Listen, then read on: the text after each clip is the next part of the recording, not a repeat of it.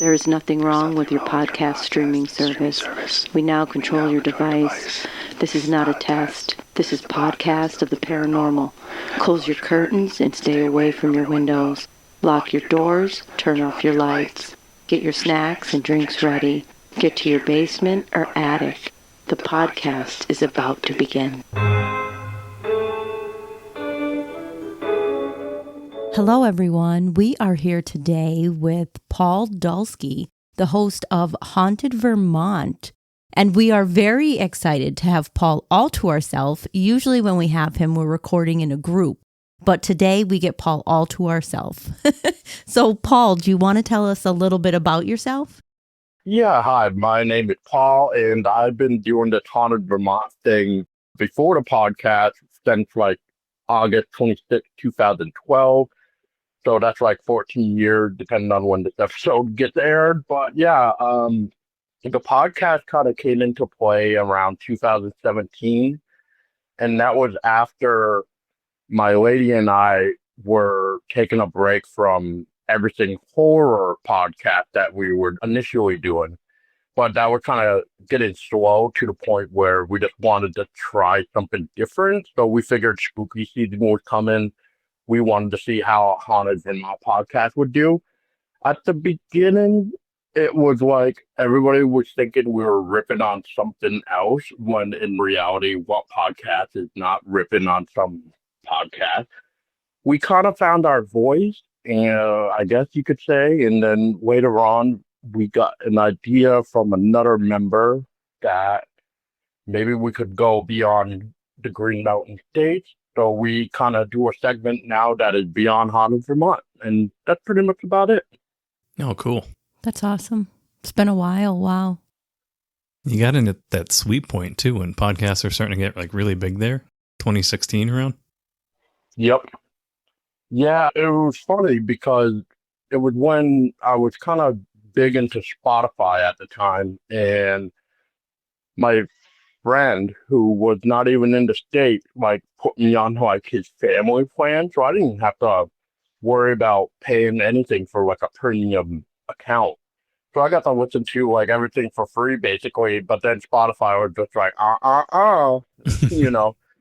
And but then they were saying we're gonna be bringing in podcasts, and that kind of became my routine, especially at work. I think that's why I prefer audiobooks now versus sitting down and reading that time, just because when I do try to sit down and read, my cats are bugging me, my phone is blowing up. I just feel like I don't have the time to just basically sit down and enjoy something. Yeah, that's kind of how I got into audiobooks and podcasts as well. I like to listen to something while I'm working. Same. Yeah, and it just works a lot better than having to pick up a book and read. I don't have time to sit there and flip through pages while I'm physically using my hands at my job, Right. And sometimes, though, I do like to grab the book that I'm listening to if I really enjoy it. Yeah, for reference to go back to it. Yeah, I love books. Exactly. Yeah, I like books that are reference material.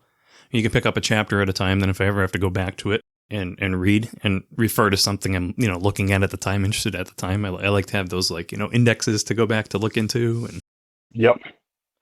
Yeah, that's the one cool thing about audiobook too, right? Is you can clip them now to a specific part, so you can go back to where you want to take notes or whatever, re-listen to it. Yeah, I'm really into Kindle books too because of the bookmarking features, and it doesn't take a lot of space up on the shelves. But I do like my physical copies. I love the whole Tolkien set and pretty much anything I'm really interested in. Yeah. Yeah. Well, I find it sad that people need to realize that anything digital you don't own. I know. You're just paying to rent a license, basically. Yeah, I know. And at any point in time, they can take it away from you. You sound like Jody. He says that all the time. I do. I buy out of convenience. A lot of the times it's cheap. You know what I mean? I could get a book for $2. Yep. On Kindle. So what the heck, I'll do it, But I find myself going back sometimes and buying the physical editions of the book. Yeah. I just went and just did a book sale yesterday at my place. So, I feel you. Yeah. So, Paul, what got you into the paranormal? Well, I would say the paranormal found me. I wasn't really looking for it because back when I was little, I'm still trying to figure out if it was 94 or 95. For my sake, maybe it was 95 because of another event that had occurred that following year. So I guess what I'll say real quick is in 1994 was the year that I first kind of got an idea of what death was, but I wasn't really able to comprehend it yet just because of how old I was. Mm. And that was my mother's dad. He kind of died because it was like a diabetes thing, but he was also getting his legs amputated. Like it got so bad that his amputation were above his knees. And I felt so bad for that guy because he had served in the army and he was a hard worker from what my mom was able to kind of tell me, because all I can vaguely remember about her father is just, the way he ended just because of how young I was. I don't really remember him. I just remember him just being in what would have been the dining room and just basically like in a hospital bed, sit up, amputated, basically, like, like Jesus Christ. Like, it's just so bad. Yeah, like a hospice sort of situation. Exactly. Yeah. So then in 95, I want to say around June, within 24 hours apart, I had lost a uncle and a grandfather, unless it was reversed, because I really just don't remember. I just know within a 24-hour time frame, I had lost an uncle and a grandfather, or a grandfather uncle. Oh my God. And the weird part about that is they were both sharing like the same hospital like room. So it was just like, could you imagine one of them going out of the room and not coming back? And it's like, what would the other one think? And it's like, oh shit, Yeah. I could only imagine what that was like for the other one. So I would say from there is when it really opened my eyes of like what life kind of brings as you grow older. Which now that I think about it, I wonder if that may have been some of the trauma or something that maybe led to the whole weird like missing doorknob story, now that I really do look at it and have talked to other people. But it's still bizarre either way of what that event happened, especially when my sister and I first had our own taste of like the Ouija board. All right, well, let's see. I've heard you talk about the doorknob a few times. Okay, I never really got the full story, but I hear you bring it up every once in a while. Could you give us a quick little rundown of that? It was pitch black, and a kid should remember their old bedroom, or at least I do. And I only had one bedroom, but in this particular night, it was like I shot out of bed. I could not see my hand in front of my face or anything. And I remember like going to where the door should be, and I'm feeling what I thought was either the door or wall or whatever, because my door was also like right by the weird divider in the wall of like an older home where it has like a wood divider of the walls. And anyway, right near that divider would be my closet.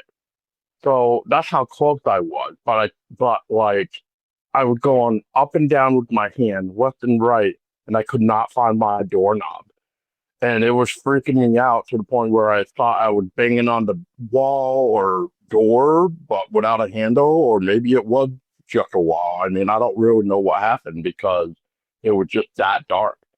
Long story short, at one point, my mother opened the door, and what was weird was she was more to my left.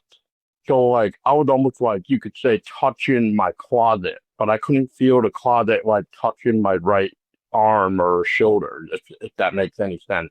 Okay. So, it was like I was in the general area feeling for the doorknob, but it just wasn't there. Yeah.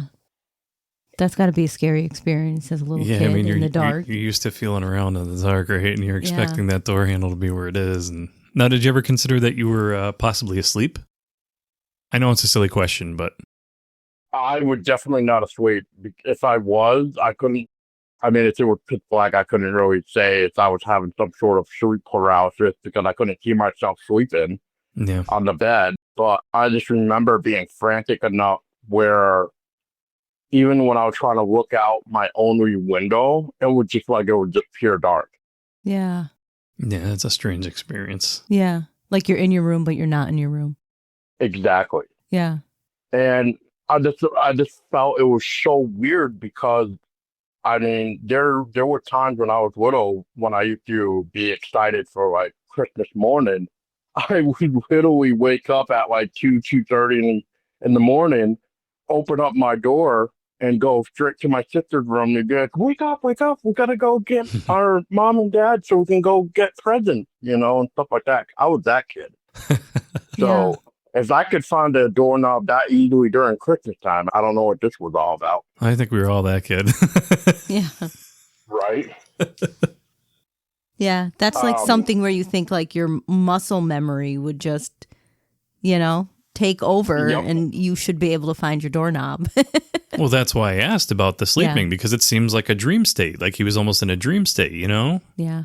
Well, I thought of that too, but I wasn't asleep because if my mom was the one that literally opened the door and then she was just like, why the hell are you banging on the wall or the door or whatever the hell? She opens It's the just door and like- Paul just falls out. Yeah.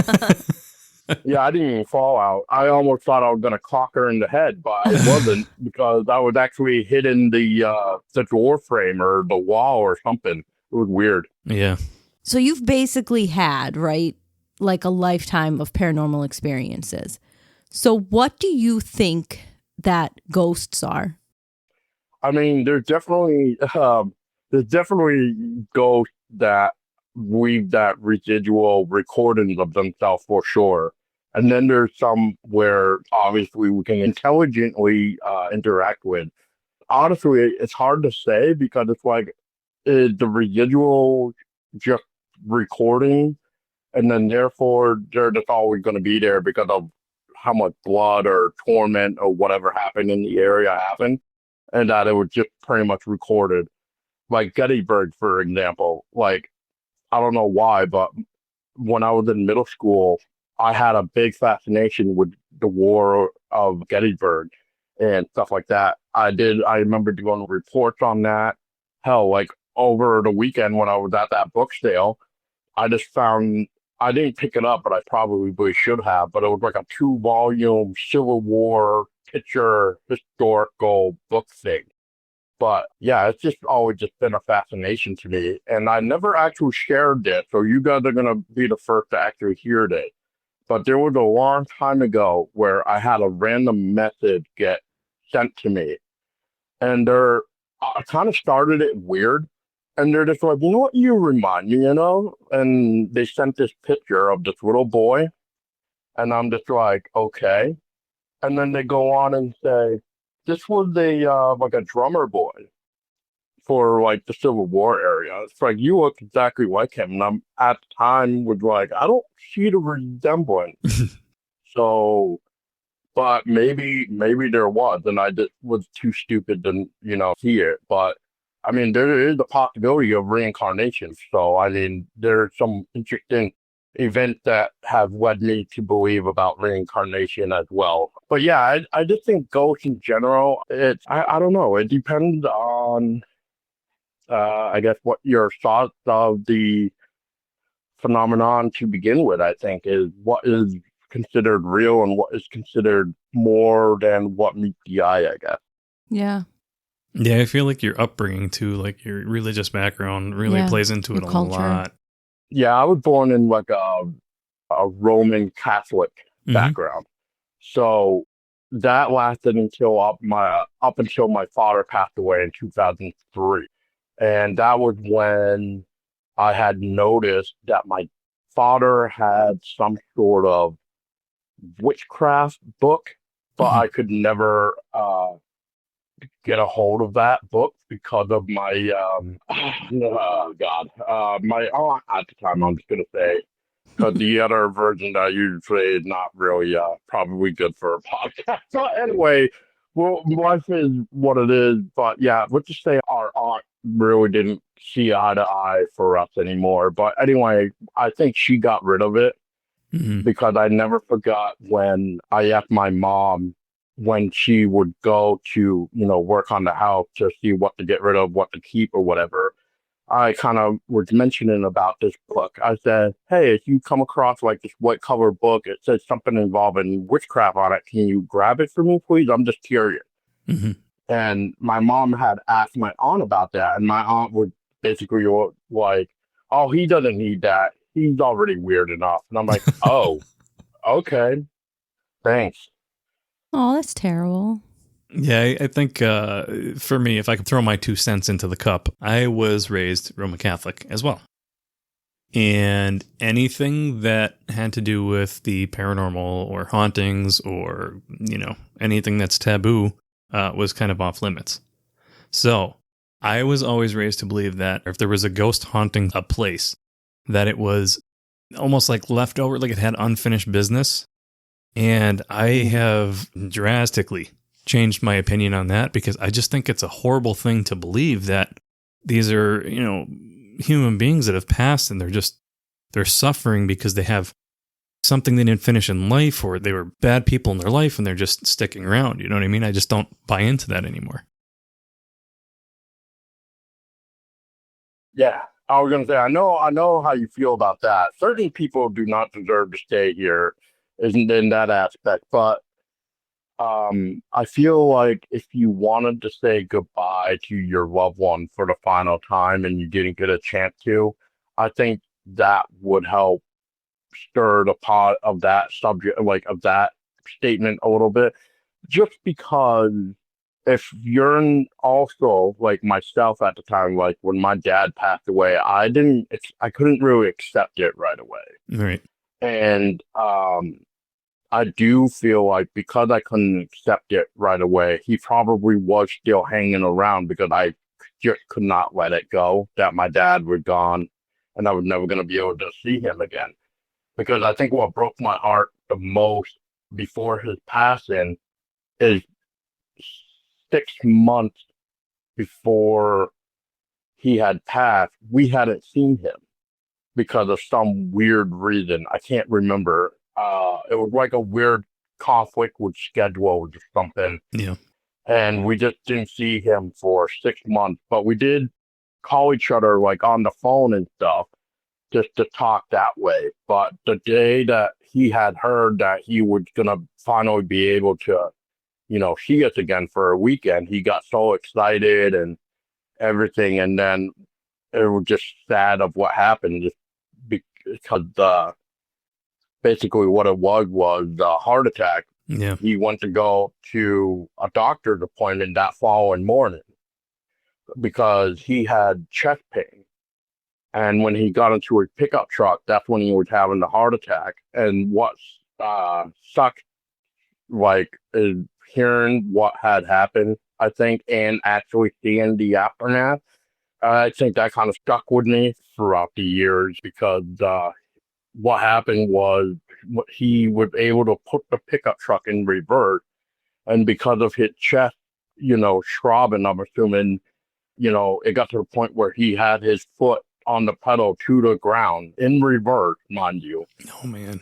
So he came back into his lawn and basically stopped his pickup truck because it slammed into the camper that he had in his lawn.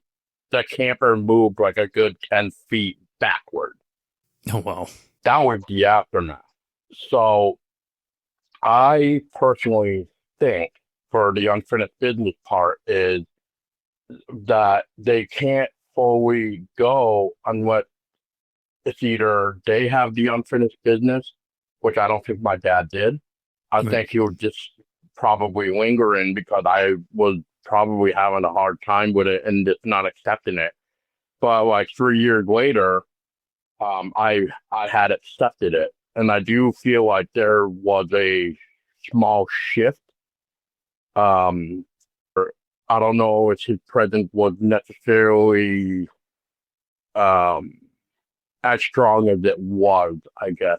Almost like a way of saying like, hey, it's okay. Like I'm not in pain, but, you need to just accept so I can move on kind of thing.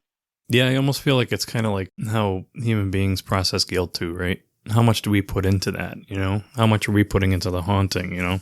Right. Well, the reason why I say that is, like, after he had passed, there was a night where it was like 2:30, 3 o'clock in the morning, and all of a sudden I was awakened because I could hear my name in a whisper, like, and I woke up out of like a dead asleep kind of thing. Like, I don't know if you guys know the term, like deadwood, like nothing can wake you up when you're that much into sleep. So I woke up, and of course I kind of called out of like, hello? And, expecting like my mom or something. And it wasn't my mom because she was sound asleep in her room because her dog at the time was also up with her snoring.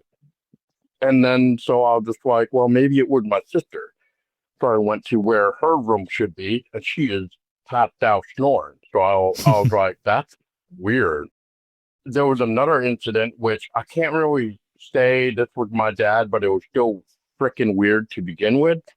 It involved a winter time, and I was trying to get ready to go to bed for school the next day, I believe is what it was. But whatever reason, it was like something started to knock on my bedroom window to the point where I, woke up again. But this time, my mother and her boyfriend at the time both heard that.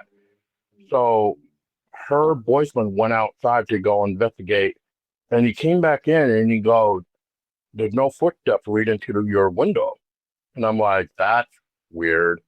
And then the final time I ever heard my voice was 2008. It was in my first ever apartment by myself, and my roommate was not home because he was on the graveyard shift. So I was the only one in the apartment sleeping so I could go to work in the morning. And that was the last time I heard my voice trying to call me like in a whisper. But this time it was like I already, since it happened before, I was already expecting it. So when that happened for the second time, I shot out and I was just like, yes, what do you want? I'm trying to sleep. And I was just like, there was no response again. And so I'm just going back to bed. So I don't know what the second one was about, but yeah. Yeah, it's funny. It's funny how that happens when you hear something like that. You experience something. Your first reaction is just say, "Oh well, I'm going back to bed." Right. And I think a lot of us do that.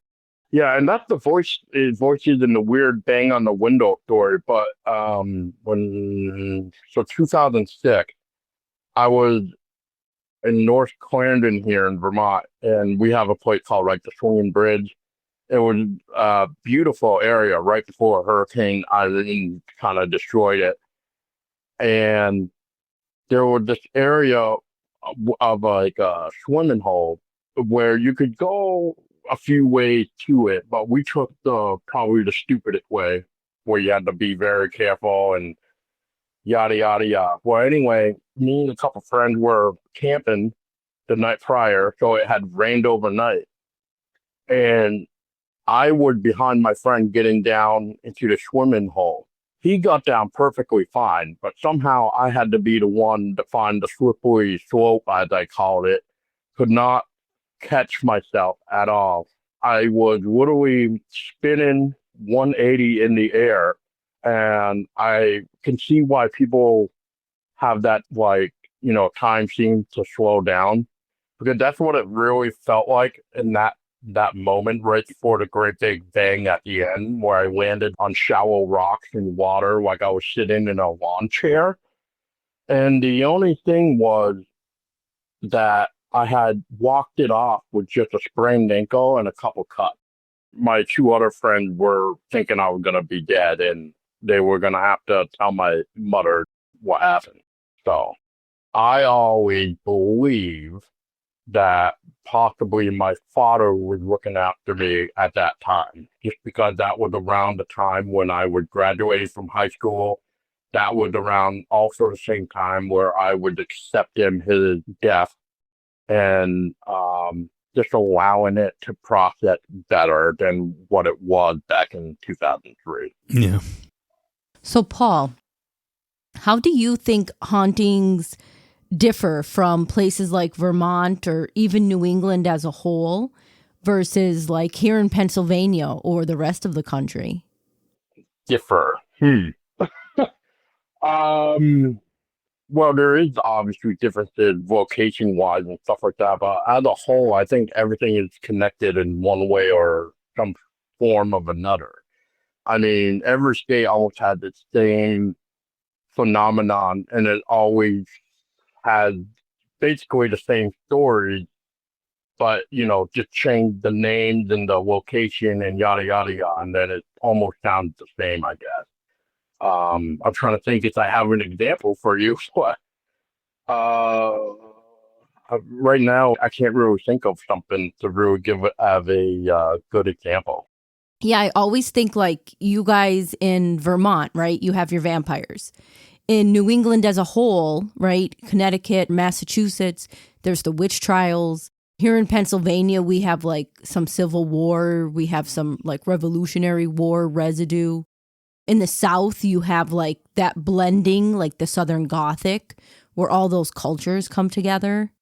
And then you have that like, perfect mix in Appalachia where you get the ancient land. Mm-hmm. That is kind of like the breeding ground for those hauntings. Appalachia is just weird. Yeah. And then you have the West.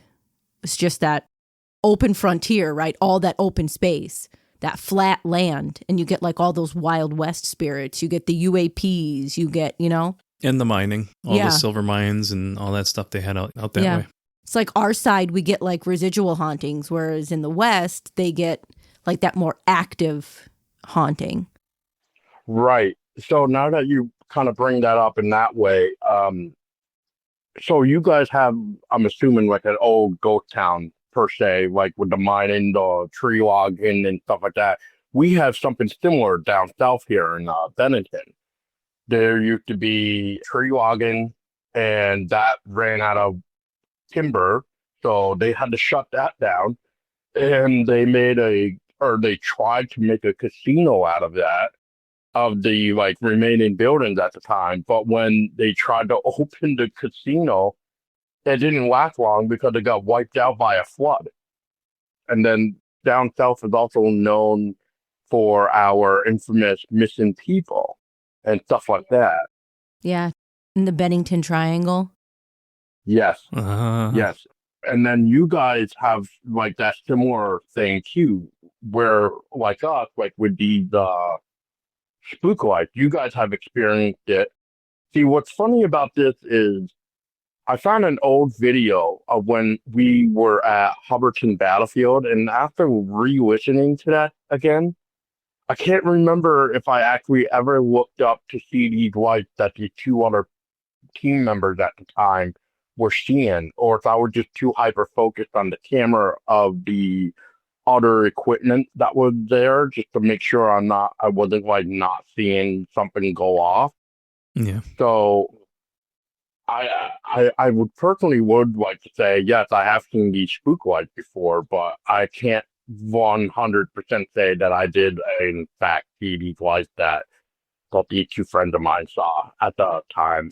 So it kind of makes me sad because it's like maybe I could have seen these spook lights around here, but it would have been in a completely different place. But more I read about these spook lights now, and from actually hearing from a new eyewitness who lives up in the northeastern kingdom of Vermont, which is more weirder stuff. There's spook lights up in the northern eastern kingdom, it seems too. So it's almost like there's spook lights in the North Vermont area. There's spook lights in the South Vermont area. And I'm trying to figure out maybe almost in the middle of Vermont, there is in fact some spook lights too, if we go by where this battlefield is that I have investigated. So it's kind of interesting to see that sort of, I guess you could say, pattern. Because you guys over there, you guys got Gettysburg, which is, well, that's South Pennsylvania. Right. And then Yeah. where you guys are, what's that? Western Pennsylvania? Or Northeast. Eastern? Yeah, northeast. Yep. Yeah, we're up by the Scranton Wilkes-Barre area. Yeah. So I had a few people on about Chestnut Ridge. So from where you guys are, can you just clarify for me, how far are you from the Chestnut Ridge? I can't think tell you, we're but- northeast, and I think Chestnut Ridge is like southwest. Okay. I mean, personally, I can't tell you, but I know of Chestnut Ridge. Yes, I do know about it. I've heard about Chestnut Ridge. Right. No, I was just curious because it almost seems like if we have a pattern of 30 here in Vermont, it sounds like you guys have a pattern over there of 3 areas in Pennsylvania, which that kind of makes it interesting, I think. What's interesting to me is you mentioned Gettysburg. I mean, you can't go to Gettysburg without having an experience, I think. You know, I've said that time and time again. But what's interesting about Gettysburg is the geological activity underneath Gettysburg. There's Devil's Den is a rock structure in Gettysburg that's all volcanic rock. So at one point in the Earth's history, that was a pretty active volcanic area. So you got to wonder if there's some faults that are open there. You know, geological activity that's actually causing that activity or aiding people in having experiences. You know, it's just something I'm interested in right now. I'm trying to put those connections together. Yeah, that's interesting that you say that because when I was getting into the spook light phenomenon and trying to list and hear like all these different like things that could possibly counter with this whole spook light phenomenon, like swamps, cave, mine, minerals of some sort, water, even, or flowing water, I should say, to be more clear. Yep. If you look at South Bennington, we have like 7 or 8 caves of like mines. So it's almost like going back to what you're saying about that, like that volcanic fault line. Like it's all this though here around this area, that's what's causing this quote phenomenon here in Bennington. Yeah, I mean, it all seems to kind of relate. All the hotspots seem to have, geological activity. Yes, yeah. They also talk about the mysterious lights, almost like UFOs around Arlington. That's south of us. There also was at one point, oh man, I'm probably going to get the date wrong now. So for right now, I'm just going to say September of 1962, I believe it was. There was a newspaper article about this guy all the way up north in Richford, I think it was, or St. Albans. I can't remember the town that this guy was from. But he dubbed the term that he had witnessed a Vermont UFO invasion. And his account is interesting. I found the newspaper article and stuff like that. I actually posted it a couple years ago for like UFO Day. Maybe it was even last year for all I know. But I did a little article on it just because I thought it was just very interesting, just because I had the term, Vermont UFO invasion. But it just fascinates me because if you look at northern Vermont, that's all rural area. You're right by the Canadian border. So, I mean, I don't know, man. Like, there's a lot of possibility of if there is something trying to hide in that specific type of area, it can be done. So what about, I know that in, not only in Vermont, but in New England as a whole, you guys have a lot of vampires. You had that vampire craze. Yes, we have. So that I can say without hesitation is I can definitely say there is 4 cases in Vermont that were dubbed as vampirism. Supposedly, there was a 5th vampire story. However, the more I tried to find the bread and butter to it, per se, I could not find any sort of physical evidence about this vampire story here in Vermont. But two happened here in Vermont in the same year, which was 1830. So 1830 was in Woodstock. They called it like vampirism in Woodstock. And it was about this family that were trying to find a cure because, this one family member got sick and fell ill and died. And then this next one, started to get sick. And oh my God, they looked at the relative in the ground and there was blood in the mouth. And that must mean that they fed. So what they did was they went to the open green, I guess, like where the public green is, like public park or whatever. And they literally like set fire in this little park area to basically dissolve the human heart. And they basically ate the heart like almost like in the public eye, I guess you could almost say. There was a TV show called American Vampires, and they actually reached out to a buddy of mine. His name is Jesse Savage, who actually was in American Vampires, and he did the little segment where they had him take a pig's heart just to see how long it would take to actually, basically burn a, quote, human heart in the public using what they had at that time. And it was interesting. And then there was, I'm getting this one confused with a different year, but there was one in Manchester where the wife died. And of course, the husband was like, oh no, my dead wife is coming back to get revenge on my now new wife. So they did the same thing. They dug her up, saw that there was blood in the mouth. And when they burned her heart at Jacob's Forge, I think is what it was called in Manchester, they did their little ritual thing there, and that was it.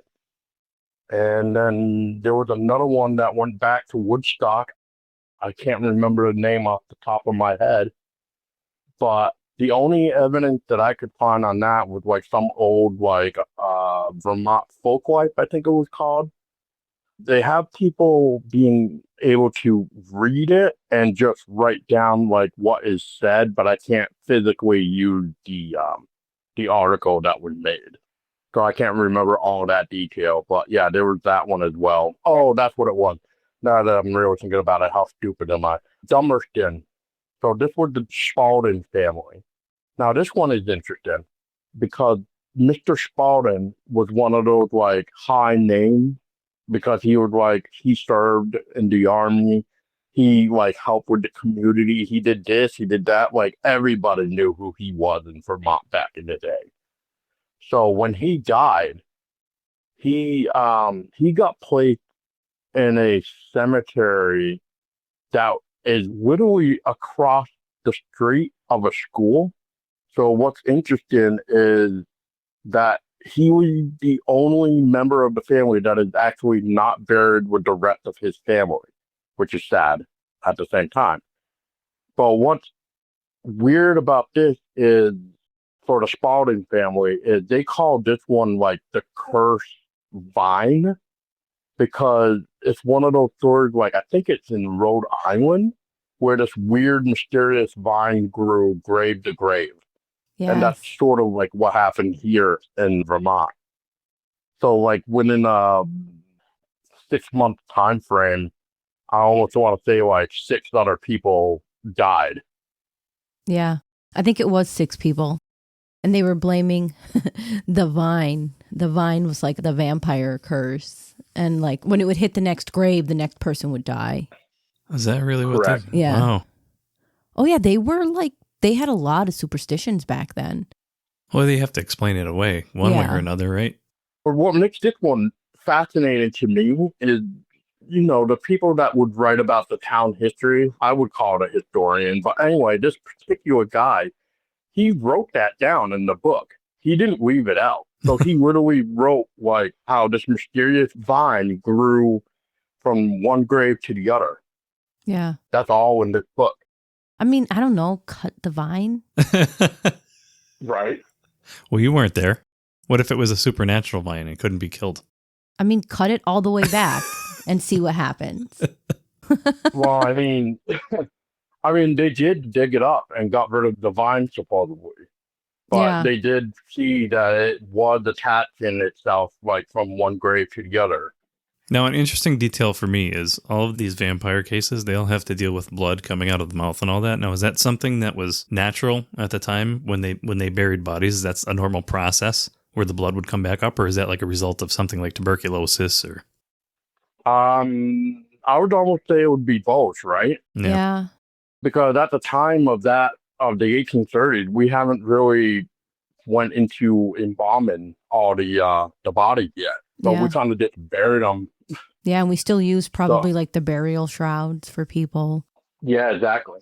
yeah, so they would swell. They would swell and they would stretch, and Yeah, then their skin fluids would, yeah. as they would dehydrate, their skin would shrink back. And they'd look like they'd have fangs because Yeah. the lips would shrink back, and then the nails would still grow in the hair, so they thought they were still. Yeah. So yeah, Still it was alive. basically like people were dying from diseases, but they're finding the scapegoat of the vampire because they don't have germ theory Right. yet. So they have to find a reason not because yet. it's obviously not germs because they don't know they exist. So then Right. you're looking at like they'd go in. I don't even know why they would do this. So they would dig the people up and they would remove their organs, right? They typically removed hearts, livers, lungs were like the three that they would target.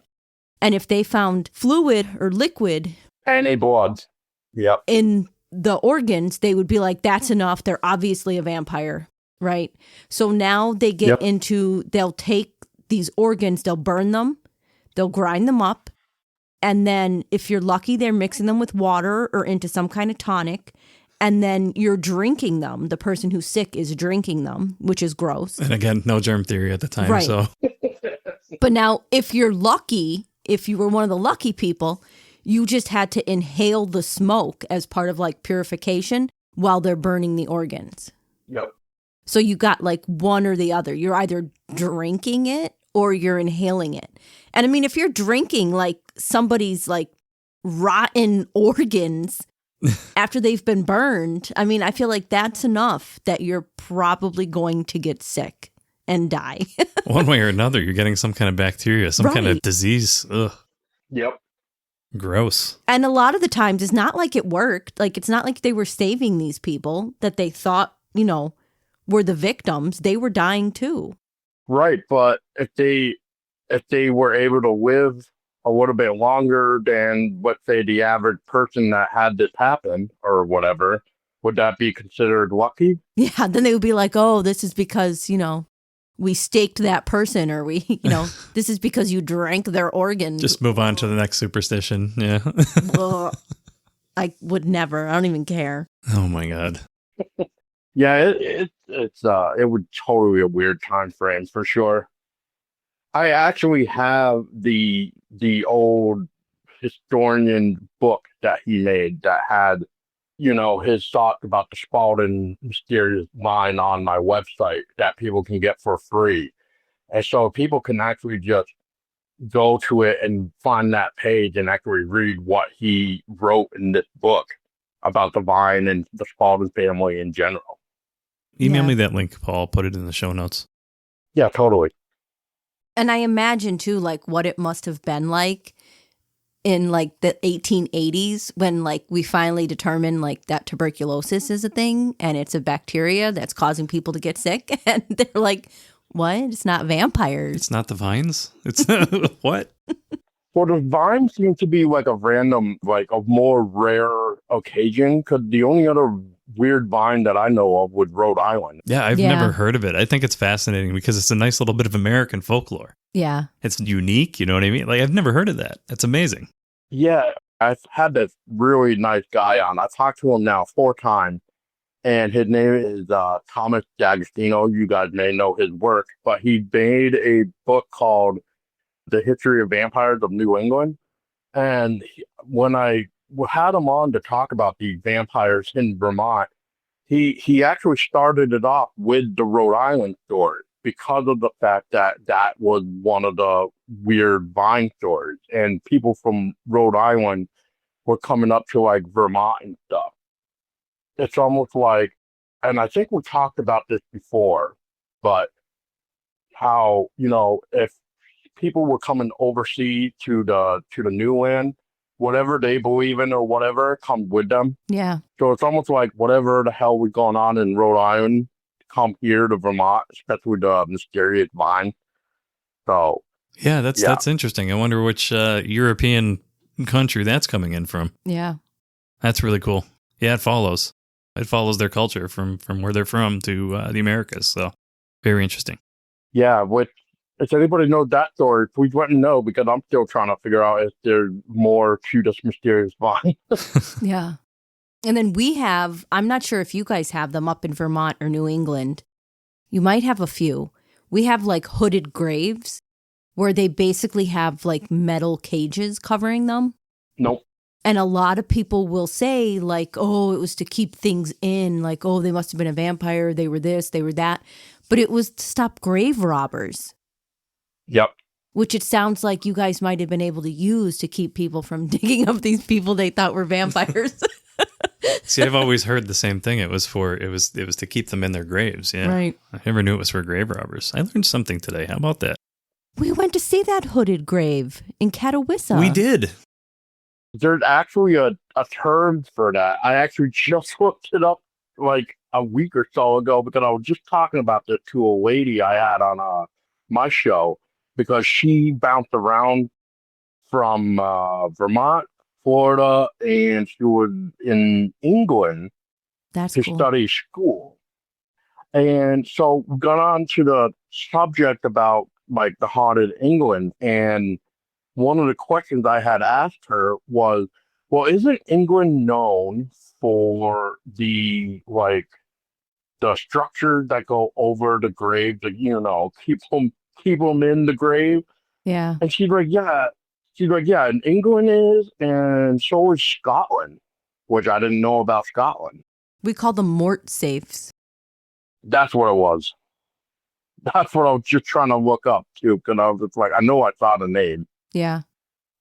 Or a hooded grave. That's like, most people say it, just a hooded grave, but they're called mort safe. Yeah, it's like a French term, if I remember right. Which is interesting because I'm part French, but yeah, I can't really learn French. The only thing French that I know is bonjour. Yeah. You could always learn, Paul. Not with my speech impediment sometimes. It's hard for me sometimes to say specific words. So yeah, that's why it's like I start saying something like or like it's just really me and my brain kind of fighting back and forth of like what word can I use just to help simplify it for what I'm trying to say. Well, I stutter a lot, Paul. So I get it. Oh, me too. Yeah. It's just fun. I mean, it's always fascinated me of these haunted stories because I think it's like what Gab was trying to say with all the differences or similarities, because it never goes away. Like I was saying, all you got to do is just change the location, change the names, and it's pretty much practically the same. Yeah. Unless it's the modern era now where you and I could start a folklore, right? But we might add some different detail to it later on. And God knows what happens to it. Once you throw it out there, people will take it and do what they will with it and add whatever they want with it. Right. I think the way Gab was going with that question was, and correct me if I'm wrong, Gab, you have these archetypes everywhere that are all the same, right? You see the lady in the white, you see, whatever it is. The only thing that's different is the history. Yeah. Because it's the localized history that makes these stories special, right? Yeah. Different names, different situations, different local, ethnic little spins that make these things unique, these stories unique. But when you really dig into it, you're right, Paul, it's all the same. Yeah. Well, so speaking of lady in white and stuff, this would actually fit the conversation right here. So back in the day, when I was first started in this haunted Vermont thing, I was like, oh, what's going to be like my first, like what tale do I want to first share? I actually went with what I believe is still an underrated legend here in West Rutland, Vermont, at least, which is like a 10-minute drive from me. But they talk about a lady in white on the road. But if you learn about the area of where this is located, you have quite a bit of weird legend surrounding the area already. So, like, the lady in white is known to roam around Whipple Hollow Road here or Marble Street. And they say sometimes that you can see her with or without a baby, whatever that means. So I don't know if she was killed and was pregnant, but then in the afterlife, she was able to have her child or something. I mean, I don't know. But it gets weirder because some people have claimed at the time that there's no proof that a lady had died in or around that area. Mm-hmm. Now, this area was also known for the marble industry back in the day. That's interesting. And there's a legend where once the marble had dried up or whatever, that the town of Whipple Hollow packed up their stuff and left. And then there was articles later on that were found thanks to another podcast that I'm still kind of cringe about when I listened to that episode, because in the episode, the guy was just like, I'm surprised nobody tried to dig into this. And it's just like, it's like, dude, like, I've reached out to that historical society of West Rutland, and the person that replied back to my email was like one of those volunteers that I don't even think she even wanted to take the email to begin with. And so she never really said that. Well, she told me that there's no newspaper article, there's no this and no that. So it's just like, okay, so I guess we can just all say this is absolutely folklore and legend. Like, there's no proof at all. In her defense, she was probably on to you. She probably thought that you were a spooky guy looking for spooky things, because they probably get calls like that all the time. Because we have that. There's places local to us that we'd love to investigate, and they're very standoffish when you send them an email and you tell them what you do. It's almost better to kind of like lead into that conversation gradually rather than tell them all up front, Well, the reason why they probably didn't want to take my email is because she knew who my aunt was. So, yeah. So I think she knew that. They know you're the haunted Vermont guy.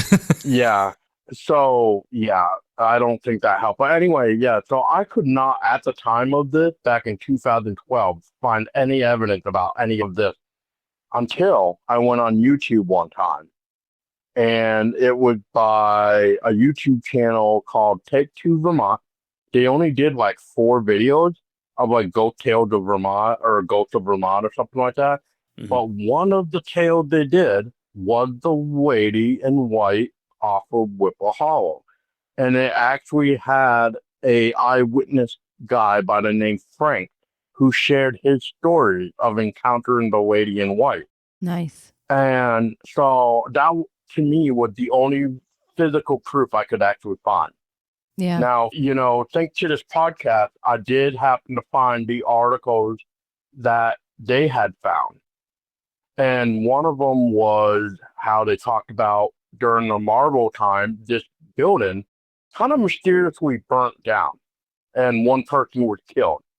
And then another one we're talking about the ghost, I forget the headline title right now, but it had the word ghost in it. And they talked about how this man could be seen, kind of like hitchhiking or walking the road. And it's just like, that's weird. How come I couldn't hear about this before then when I was, asking the West Rutland Historical Society? Yeah. Yeah. So anyway, that's why why it kind of grind my gears a little bit with that episode.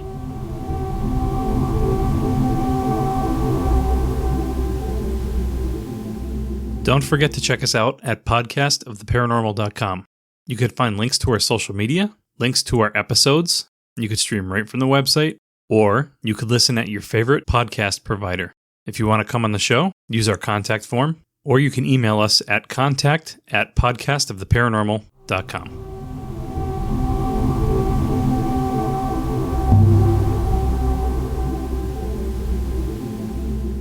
When my dad was alive, this is why I kind of wish he was still around by the time I was doing all this. Because when I was little, he used to talk to me about not only his Vietnam War stories and stuff like that, but he definitely had an interest in this phenomenon because he told me about this UFO story, something about a UFO taking a cow away. Now I could never remember if he said he heard this story or if he physically saw it himself. I almost want to always say he just heard it. Mm-hmm. Yeah. But what's fascinating to me about this is later on in the years to come, getting into this haunted Vermont thing, there's a story down south and around Bennington again, where this old farmer had cows. But he woke up one morning, I think it was, and all his cows were electrocuted. Oh, wow. Oh my God. This is in Vermont? Yeah. Wow. Yeah. Yeah, I'm going to have to go looking for that one. Yeah. People dub it as leave the cows alone, I think is how they kind of word it around here. But yeah, it's down south. Oh, wow. But yeah, they kind of got so known that the, what do they call him? The town official guy of the towns, what is that, the mayor maybe? I don't fucking remember all the talk. But anyway, he wrote it down in his journal about what he had witnessed or heard or both. But yeah, he even said that how this farmer's cows were basically electrocuted to death. Wow. So you have a mass cow mutilation in Vermont. Wow. Maybe I do know about this. I'd have to go looking for it. Send me what you got, Paul. It's definitely around Bennington, maybe North Punnell or Punnell. Mm-hmm. But speaking of North Punnell, if I'm pronouncing that town correctly, this one will be for you guys if you don't know about this. Vermont is known for one and only witch trial. What do you mean by that? So we were actually, I called it, we were smarter than the Salem witch trial because this came after the Salem witch trial. And what I mean by that is, so this lady by the name Margaret Krieger or Kreger, I want to say Krieger, which doesn't that sound awfully familiar to you? I don't know, Freddy Krueger or something. But anyway, she was accused because her husband had died. So the town thought that she had bewitched her husband. So she was sentenced to the dunking chair here. And we're talking in the middle of winter time. And so she got dunked in this cold river in North Punnell around Dean Street Road. And when they noticed that she was not coming back up, that's when they dove into this frozen river, pond, whatever, and basically saved her life. And that was it. That was the one and only time that we tried to do a witch trial here in Vermont. Oh, so they had stopped it. The citizens had stopped it. Yeah, they actually stopped it, and she actually survived it and was able to live for a little bit more, I guess I would say. Now, the interesting part to this is when I heard about this, there's one photograph that had been taken at the time of where her and her family were buried. And I told myself that this is going to be my mission, is to find her family and her family plot. Now, the kicker is she is not buried in Vermont. She's actually buried in Williamstown, Massachusetts. And ironically, from where she had that horrible trial done to her, she is buried 13 minutes away from that spot. Oh, wow. Yeah. So I found the legend and lore historical marker that they do now. Hmm. And Vermont actually had two of them. Vermont had the one for the only witch trial, and Vermont had one for the Manchester vampire. Yeah. That's the only two we got. Anyway, so I found that marker for her for the witch trial, which, fun fact, every September we do a witches walk around that area in honor of Margaret. Oh, that's so sweet. Yeah. And so anyway, I did some digging with that one and only photo. I found an article, I think is what it was, along with that picture, that's how I realized that she was not in Vermont being buried. Yeah. So I took a friend with me and we went searching for her when we went to Williamstown because I had found out what cemetery she's in and everything. The only downside at that time was my only reference to where she could possibly be was this one and only photo. And let me tell you, it wasn't a great photo to go by. I can tell you that right now. But I found her. Like, we found her, and as soon as that happened, I was just like, "Oh my God, we need to record this." And so we did. I kind of had my friend at the time with me do almost like a 180 or like a 360, I mean, just to show the area from where we were standing, just to kind of show you how big the cemetery is and just like how close we were to like even the main road of where Mrs. Margaret Krieger and her family. So we basically went there not only to record for the video that I made, but just to pay our respect, just because, I felt that.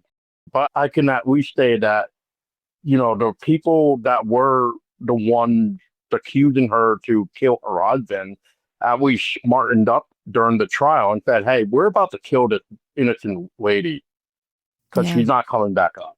Pennsylvania is similar too. We only had one formal witch trial. Interesting. And it was before Salem, like almost like 10 years before Salem's trial. And they like really credit like William Penn. He was like presiding over the court at the time.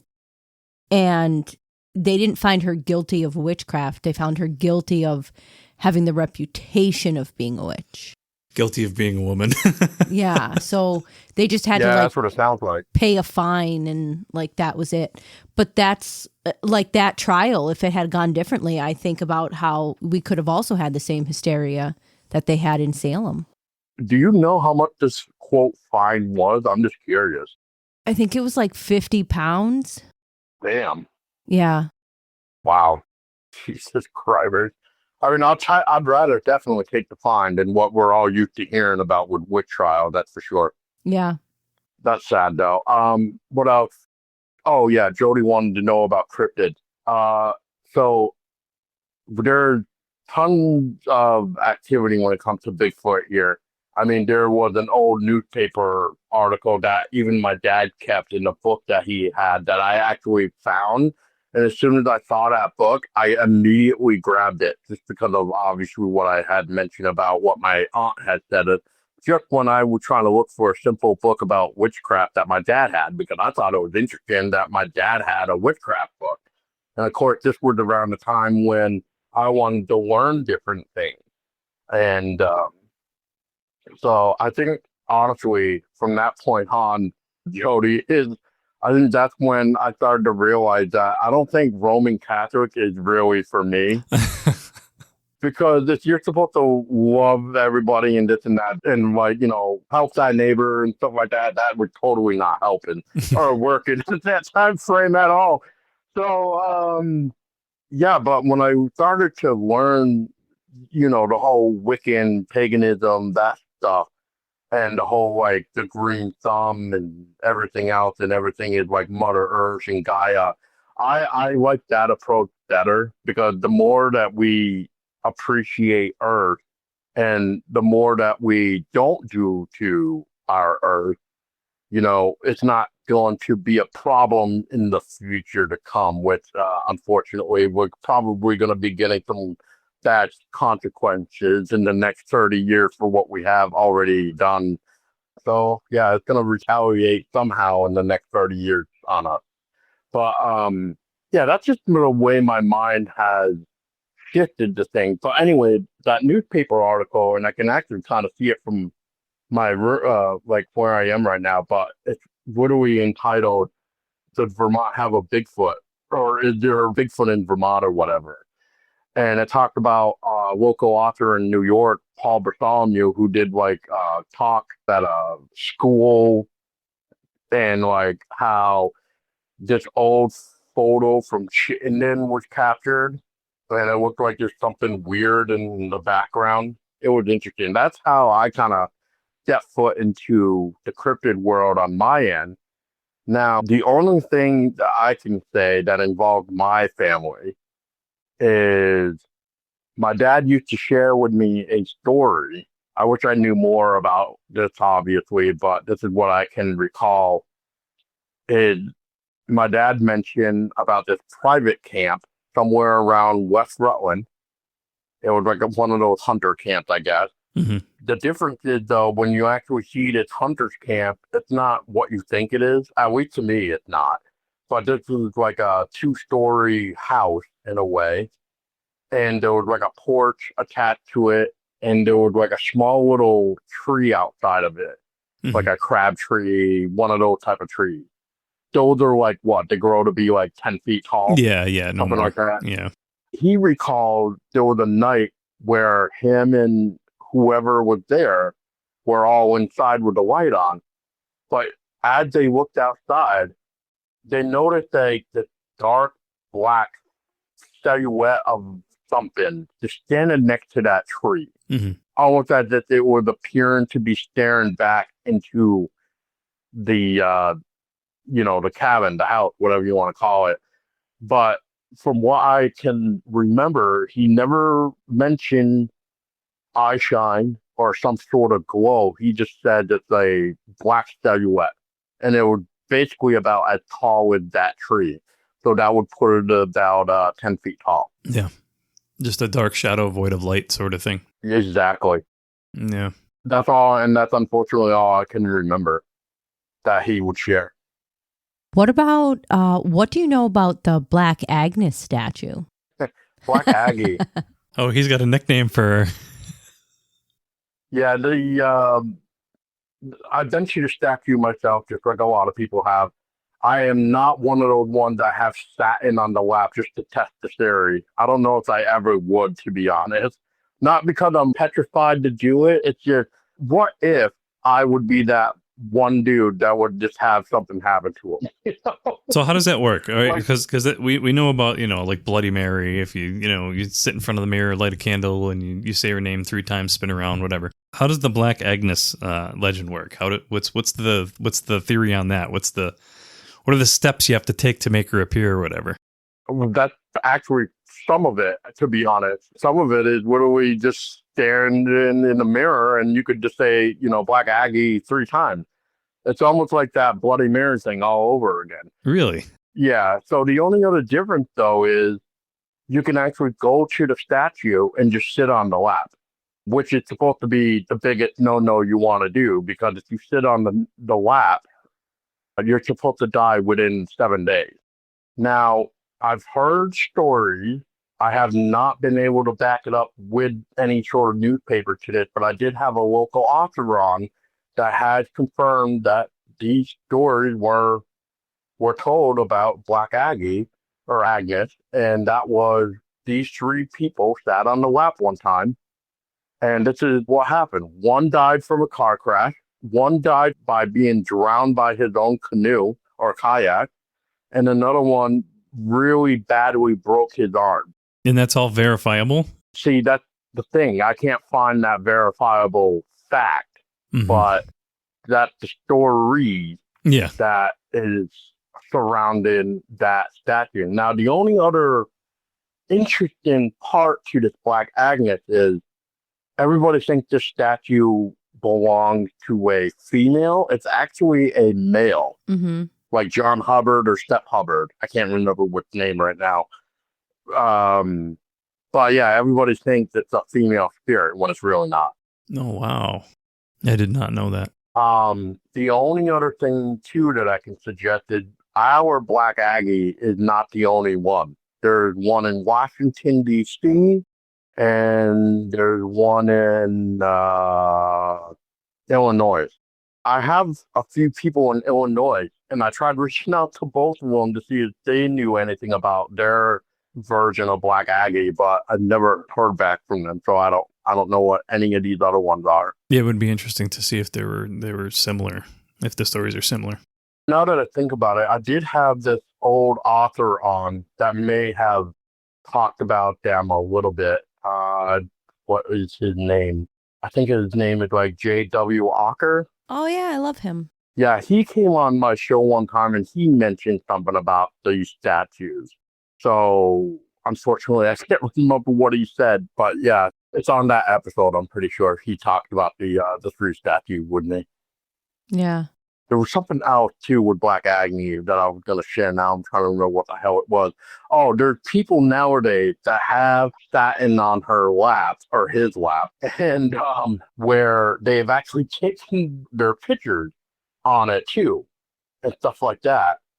And, you know, they're like, I'm okay.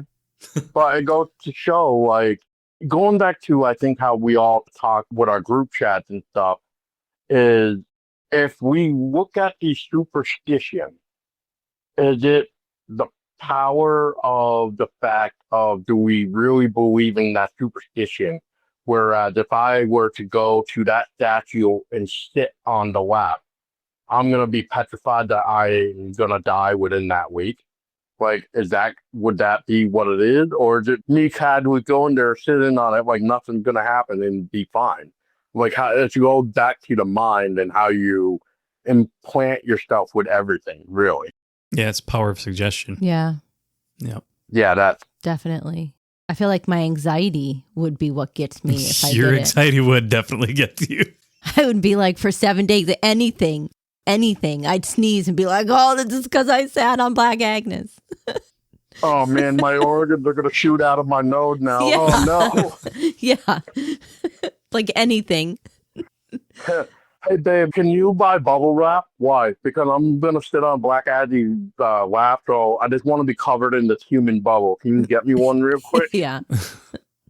No, but what's interesting is where this statue is. It's in Greenmount Cemetery, which is in Montpelier, basically Vermont capital. Mm-hmm. And when you actually go there, especially like on a day that we went where it's kind of gloomy and rainy, like it really does give off this weird feeling. And when you actually see the statue itself along with the just the grave in general, just because of how big it is, because it's not just a statue, there's more to it than just a statue. And but then, like, when you check out the other graves that are in the cemetery, like, there's one that looks like a house. There's another one of, like, a dog. There's another one of an angel that supposedly cries blood. Yes. I've heard. Yeah, there's a lot of weird things being said about that cemetery. Yeah. I could tell Gab's plotting out a trip to Vermont at some point. I love graves. We have to visit a cemetery in every trip we go on. Mm-hmm. I find something interesting in every one. And you've given her a lot of material to work with here, Paul. I know. A lot.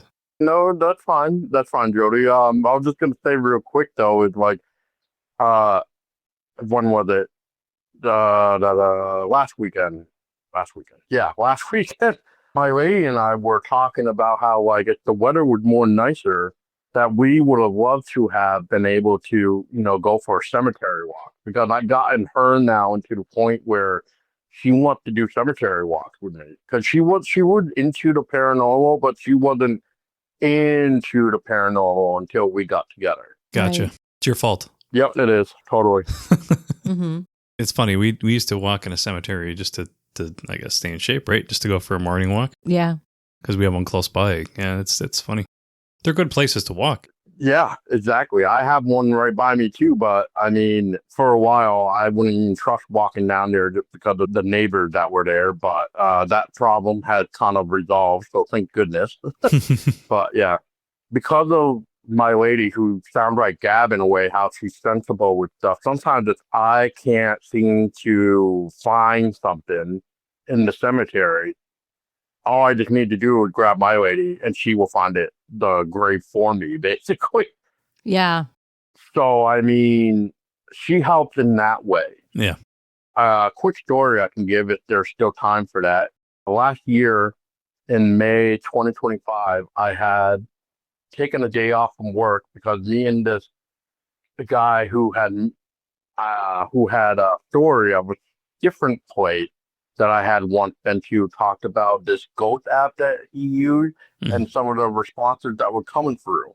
And I said, that's interesting, even though I don't really know how I feel about ghost apps. But I was just like, well, whatever. I was like, I can take you to a couple places if you really want to try to get into this paranormal thing, and we'll take a look at what your ghost app kind of says or whatever and go by that. So we went to 3 areas for 3 different cemeteries. The last one we went to was New Haven, Vermont.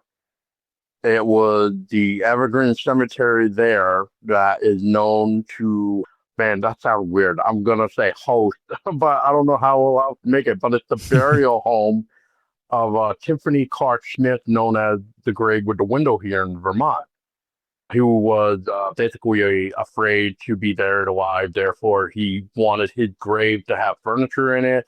He wanted a window. He wanted a small hammer. He wanted a bell.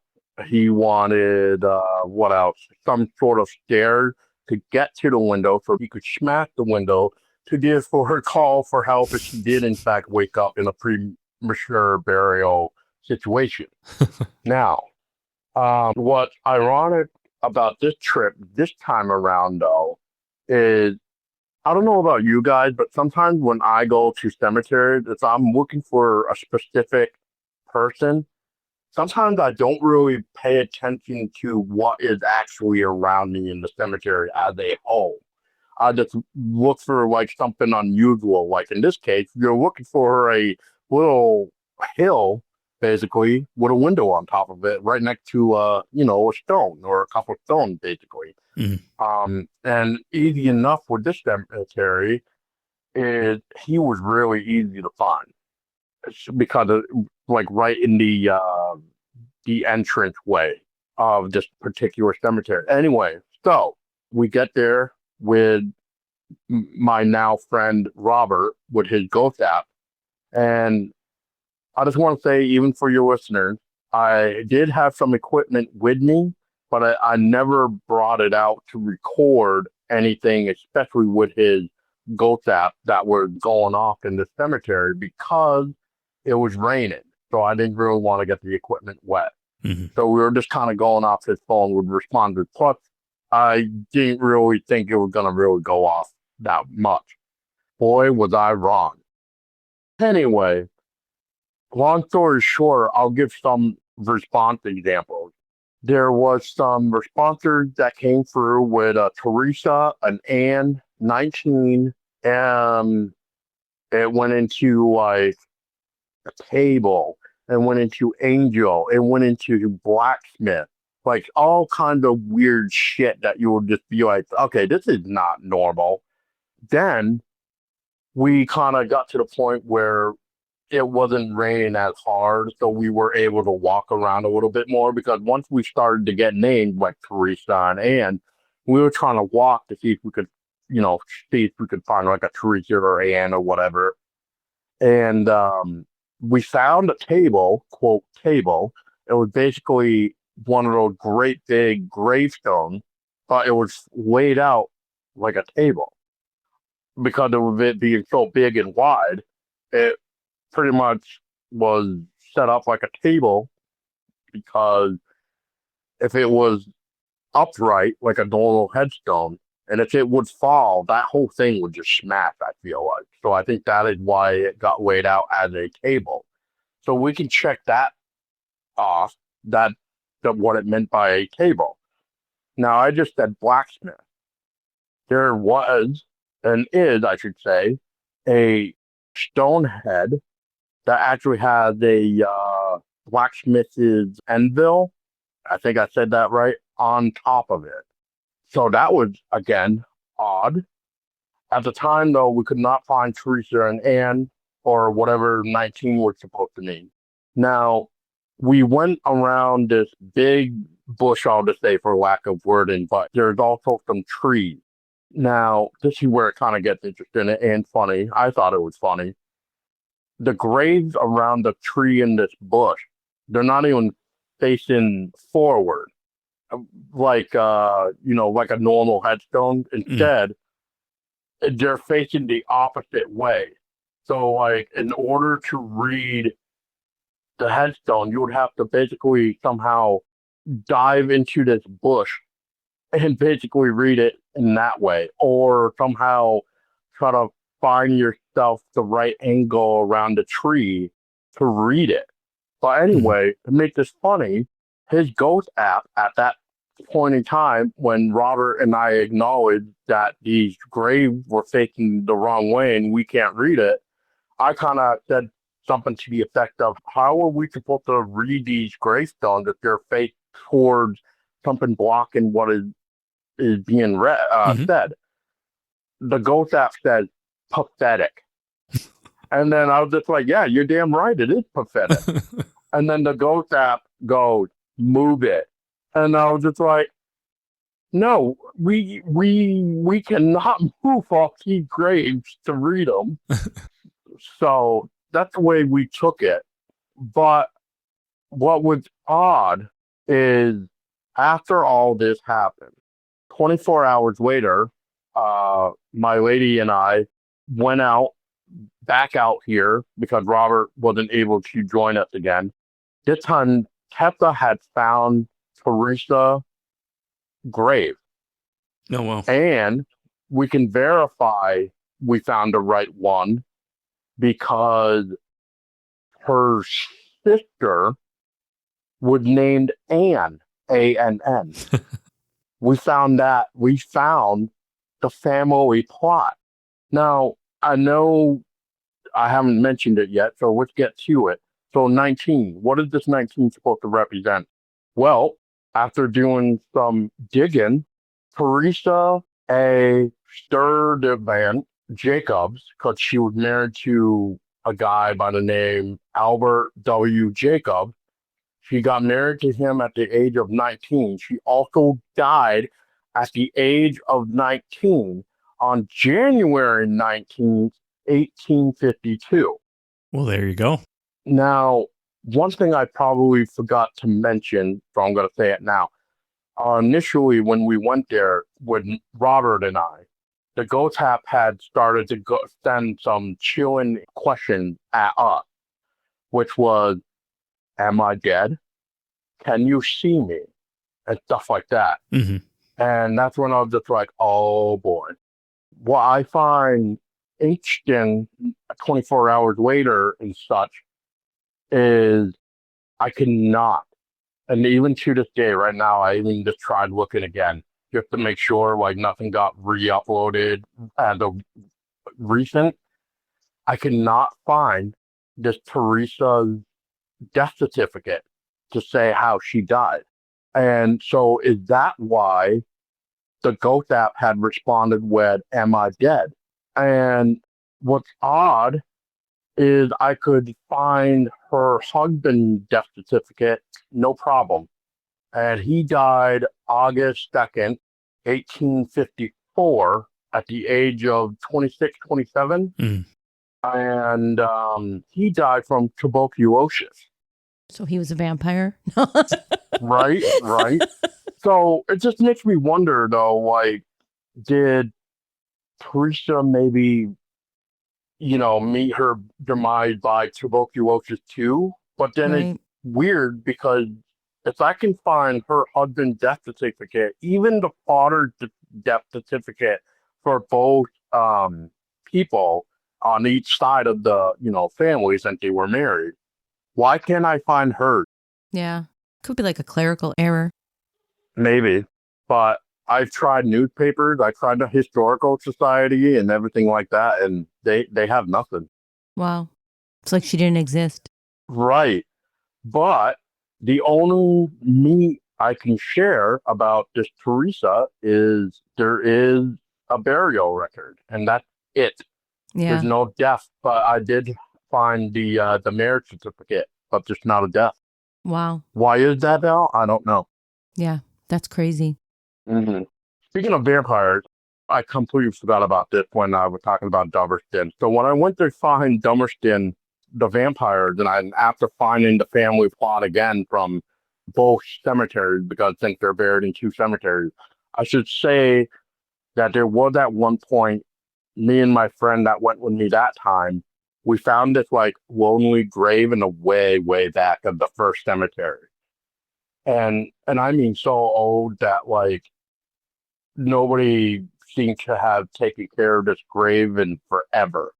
And I think because of my interaction with this grave, just to wipe off some of the moss and dirt and etc., just to kind of see who this grave once belonged to, you know, later on that night, after coming home, throwing the video together of the Dummerton vampire thing that we did that day, later on that night, I went to bed, and by Sunday morning at 3 a.m., my bedroom light came on. And I'm not talking like one of those switches. I'm talking like a post ring. And that went off at like 3 a.m. Wow. So, of course, I woke up and I was just like, first off, I was kind of pissed off because of how bright the light is, especially at 3 a.m. Yeah. And I kind of stood up and I was just like thinking, I'm like, oh my God. I'm like, oh, geez. Like something followed me home or whatever. And I'm just like, yes, I acknowledge that you're trying to get my attention, but you just woke me up. That is rude. I'm going back to bed. Is that okay? And then I shut off the light and went back to bed. Oh, wow. Sometimes that's all you have to do, right? Well, I mean, I think so, because in this case, would that maybe just because I just brushed against like that grave just to see whose name was underneath all that crap because it hadn't been cleaned. And just the fact it was almost like an acknowledgement of, trying to be heard and appreciated again. I can even say that. Yeah. But it's just the acknowledgement that I went over to wipe off some of it just to figure out who was there. I think it was enough for whomever to kind of try to say something like, hey, thank you. I wasn't trying to look at it as negative. Just, who wants to get woken up at 3 o'clock in the morning by a bright light, though? Right. So where can people find you? People can find me and everywhere by just going to hauntedvermont.org. All my social media links are there. It's just pretty much easy to just, have everything at the very top of the banner. And if people want to email me to the contact form there, I kind of made it have different pages of contact just because if you just want to say hi, you want to request to be on a show, or you just have a story to submit, I kind of have the different pages just because some of the time I will allow people to submit me files by a Dropbox. So I try to present it with that Dropbox file. We want to thank you for coming on the show, Paul. I know it's been a little while in the making, so we appreciate it. Absolutely. I know everybody's schedule is hectic nowadays, but it's always fun to be able to talk to like-minded people and just share something because in a way, like I try to say nowadays, that some of the experiences I have may relate to somebody else and that would make them want to share a little bit more. Right. Yeah, absolutely.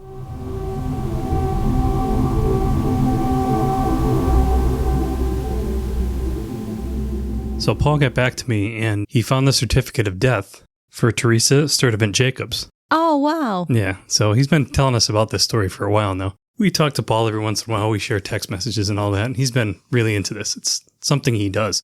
He likes to find really obscure information about cemeteries. Yeah.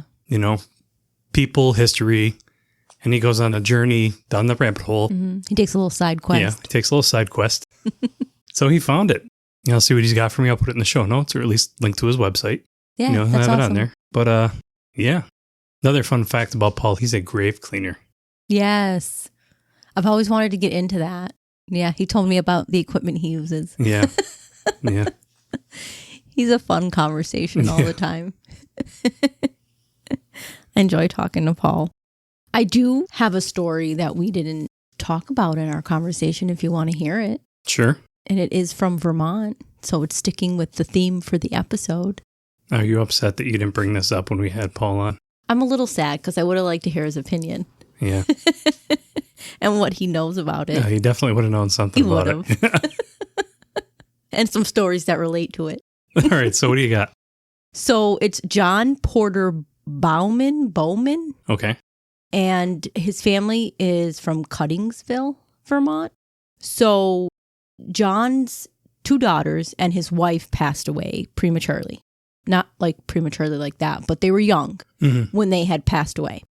So he's so consumed in his grief in the loss of his family that he goes and he buys this home that is right across the street from the cemetery where his family is buried.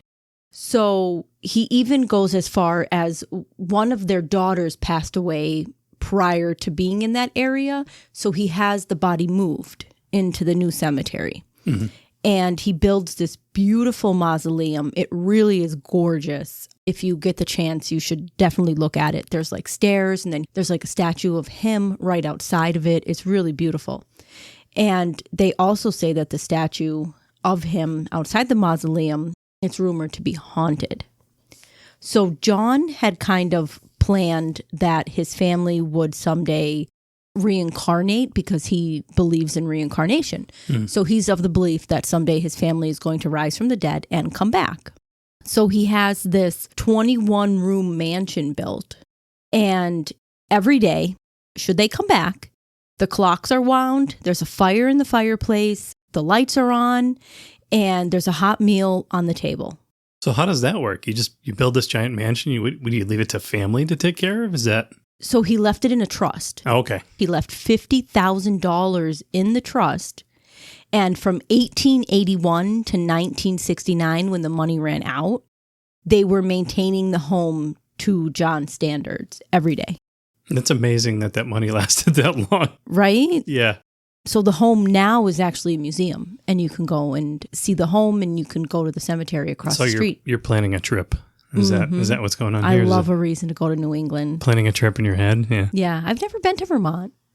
No, I never have. Maybe we could see Really? Paul in person. We didn't drive through Vermont? No, I don't think we did. No. Huh. Yeah, I've never been up that far. It's not that far either. No.